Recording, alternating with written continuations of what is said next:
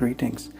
Today I want to compare the few of most popular modern flexible fountain pens that are available through Pilot and Montblanc. These are the 4 or 5 that I have in hand. I do see some questions posted occasionally about how do they compare. So let's lay that question to rest and see if we can make a conclusion. What we're going to do is compare these 4, which is the Pilot Custom 912 with an FA nib,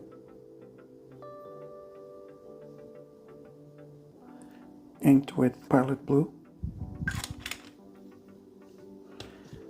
We'll compare that to Pilot Custom 743 with an FA nib. I understand that many of us, including myself, put this nib in 823 and 845. It works perfectly with them. So we'll compare those two, and we'll compare them to the heavy hitters. This is Montblanc 146 Flex Nib edition.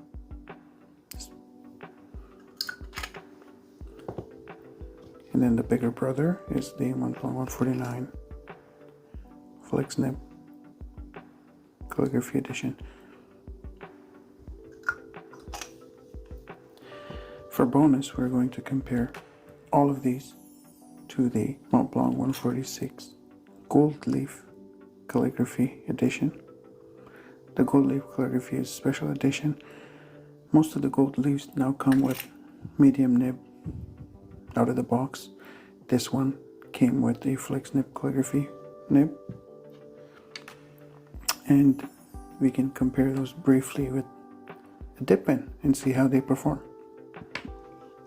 comparatively. So I've inked all of these pens with Pilot Blue ink except for the 146 Flex. That's inked with, this is my work pen. It's inked with Montblanc Permanent Blue. We're going to use my favorite paper for using with flex pens, which is Southward 24 pound 25% cotton paper. Alright, so let's get started. First and foremost, we have Pilot Custom 743. This has a number 15 FA nib.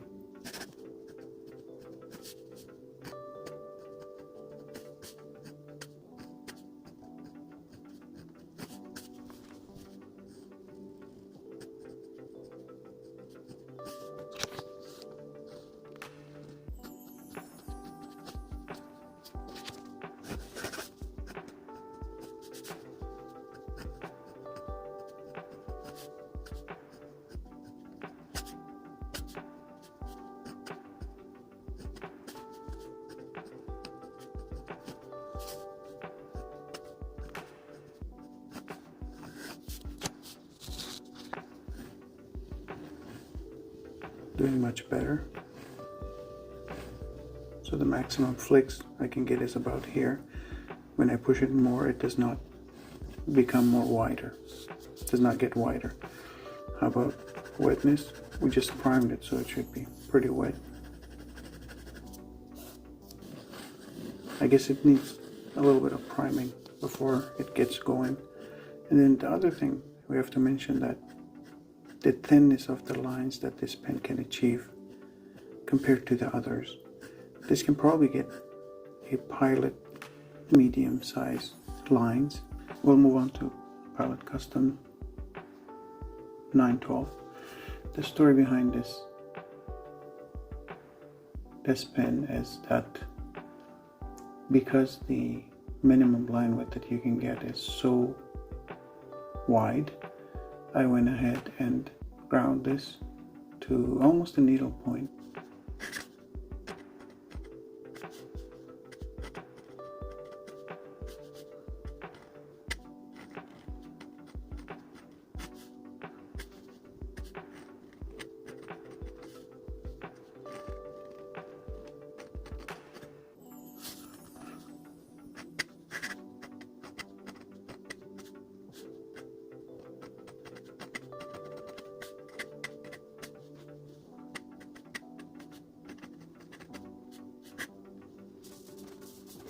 Let's do figures of 8.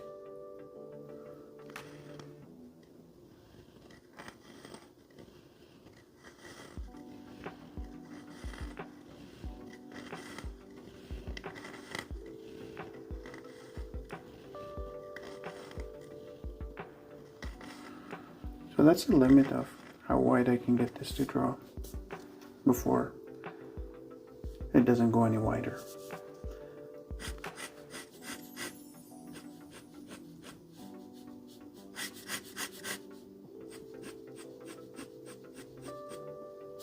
Wetness.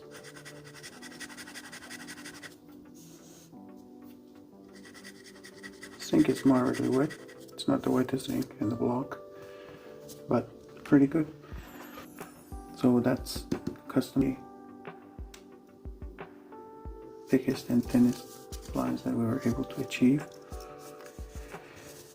Probably look pretty comparable. So we'll just go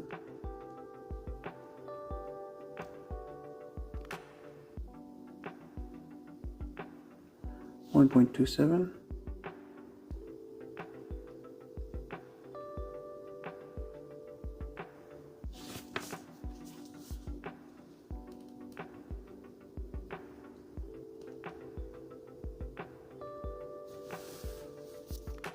.43. We'll write that down.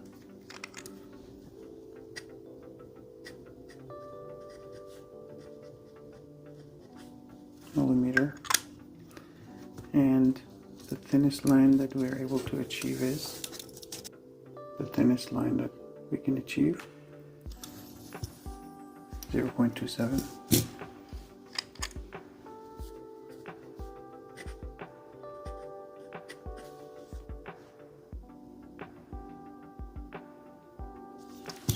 .44.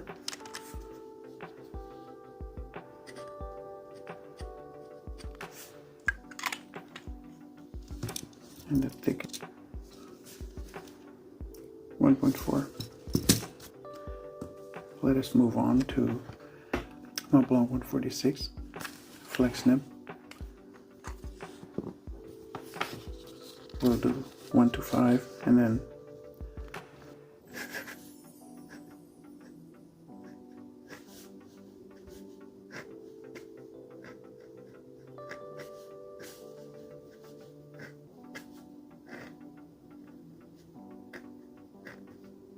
or 3.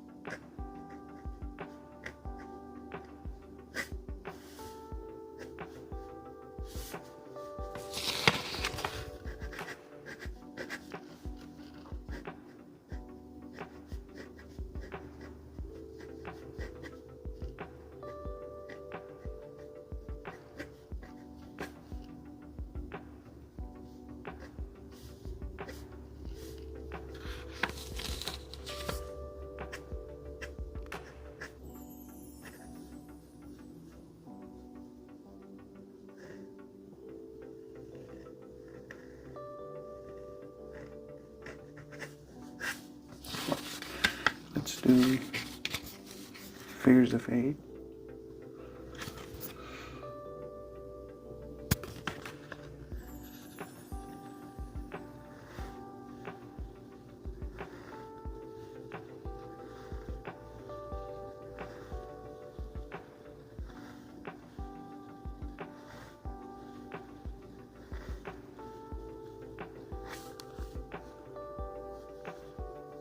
Tennis line.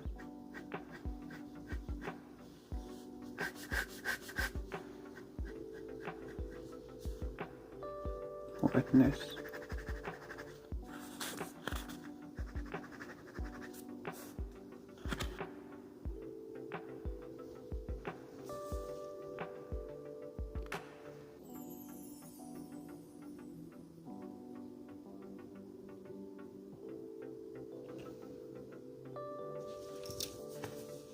One point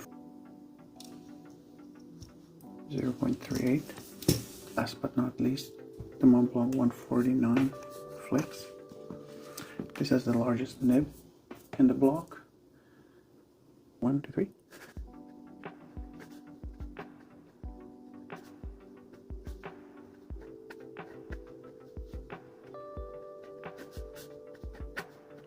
4.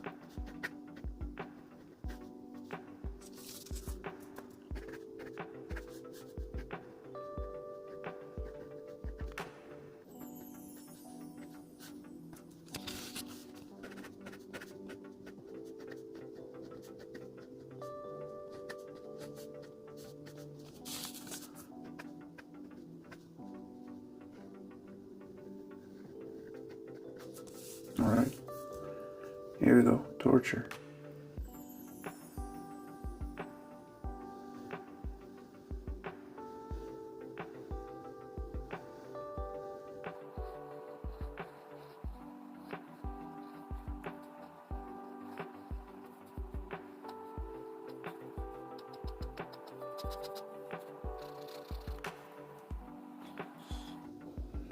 That is the 149. Let's do our measurements. Also present here. And we have one. Perfect. 0.42.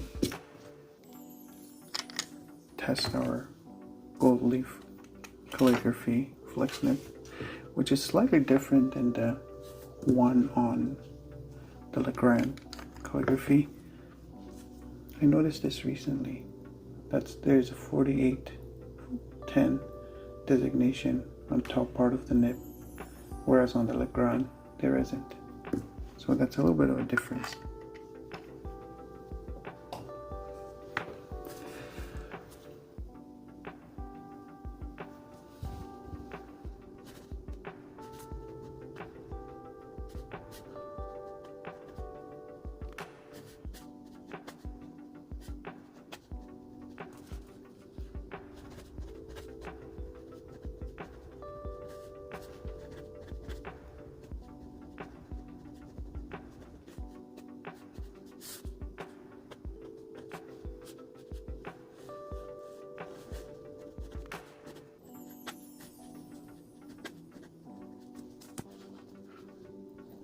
I'm not going to torture this pen as much because the nib on this one is irreplaceable.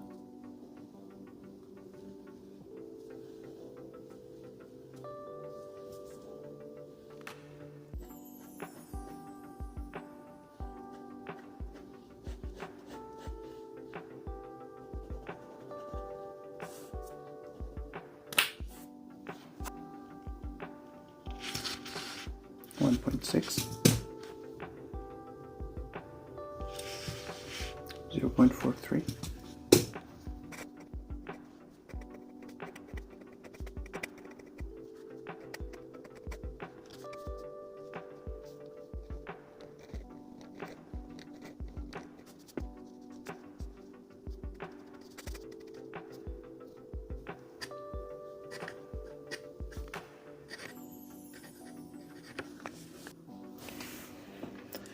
So here I tabulated our findings from this experiment, starting with the dip pen. It flexes more than any of these pens. It can achieve lines more than any of the stock pens that we have, and it is the cheapest. So if you're purely into calligraphy and flexing and stuff, probably the best way to go, around $20. And you can find many different nibs and try out different styles, but you can't put it in your pocket and take it to work. So the next pen we tried was the 149 Flex. I tabulated this in terms of the widest line they can achieve. 149 Flex can get 1.64 millimeter line width, which is pretty good, but this is flexing it pretty heavily. I wouldn't do that on a daily basis. I would probably say this can flex comfortably to maybe 1.3 millimeters, but we're looking for maximum capability today, so technically this flexes 1.64 millimeters, and it can achieve line width of 0.42 at minimum, so it makes a good fine writer as well. It's probably around Western extra fine nib, so it makes a good daily writer. The problem with this pen is that it's turning into a unicorn. It's hard to find. Definitely it's not available new anywhere that I have seen. In the used market you can find almost new for between $1,000 and $12.50. You'll see that on eBay they have it posted for as new for like $2,500, $2,600, $2,900. That's absurd. And this pen is not worth that much. We saw that if a nice ink is put into this pen, and if the pen is broken in, like my pen is, it can write very consistently and with minimum railroading. It doesn't really railroad on me on the daily writing sessions. But if you push it far and then you use different kinds of inks on it, it can railroad. The best ink that I've used with this pen was Sailor Studio 23. Was the juiciest ink I put in here, and there's a video on my YouTube that you can see maximum flexing. It's very, very juicy, very nice. Next pen we tried was the Gold Leaf. I shouldn't really talk about this much because it's hard to find, and I don't think anyone would be, I don't think it's worth this price that it's proposed at. I was lucky to find this for a much better price than this, but I would not go out of my way to buy this unless you're a collector and that's in your wish list. The next practical pen we have is the 146 Flex, and it can achieve a pretty good line width, almost in line with the 149, but of course a little bit less. But it can achieve thinner line, which is why I have inked it with Montblanc permanent blue, and I take it to work almost daily. And it is a fine writer. It's not scratchy. It does an excellent job at day-to-day writing. The price is around $600 to $850. You can maybe sometimes find if somebody really wants to sell it for cheaper than this, but I have not seen much cheaper than that. New can be found for around $800, $850. There are websites from Europe that can sell this for a little bit cheaper, for around $650 to $700 when they're on sale. Which brings us to the Pilot pens. The 912 can be found easily with an FA nib for around $140 to $160. The problem with 912 is that it's not a good day-to-day writer, so you can't really take it to school because it's very wide. Therefore, I took it upon myself to put it through the grinder and was able to achieve 0.27. I didn't want to go finer than this because it would have been really hard to use. Less than this. Once you hit around 0.2, it becomes useless on regular paper, especially if you want to use on your regular stationery like notebooks that you use at school and so forth. It becomes useless. Even at this wet, it's kind of tricky to use on different papers, and you need some smooth paper. Nonetheless, this is a very, very nice pen. If you can find this pen and grind it to say 0.38, 0.4 to achieve that kind of line, then it makes a much better flex pen, because as it is, it's quite wide. It still does not make it a good day-to-day pen writer that you can take with you to school and do a lot of note taking with, because it's very soft. On the other hand, the Custom 743 with FA number 15 nib is a much better daily writer. It can achieve thinner lines than the 912 with a stock nib. 0.44, you can see that it can achieve almost the same thinness as the 149 Flex. So it's very nice. It can be used easily as a daily writer, and it can flex to a good width. And it can be found anywhere between $160 to $200. Secondhand websites, you can find this if you're on the hunt. Just have a little bit of patience. But it can be had new for around $200, sometimes cheap. So there we go with all the comparisons. Which one of these do I think is the better pen to have? For regular day-to-day writing, I'll probably go with the Custom 743. The reason being that it is much less expensive than the rest of these pens in the list, yet it is able to carry you day-to-day. You can take it to school and you can do a little bit of maybe light calligraphy and flex writing without worrying that you're going to bend the nib. The 912 always gives you that uneasy feeling because it's so soft that I don't feel comfortable writing with it long sessions, because every time I have a heavier hand, every time I take this pen I feel like I'm going to break it. The rest of this list, the 149 Flex is an amazing pen. I love writing with it.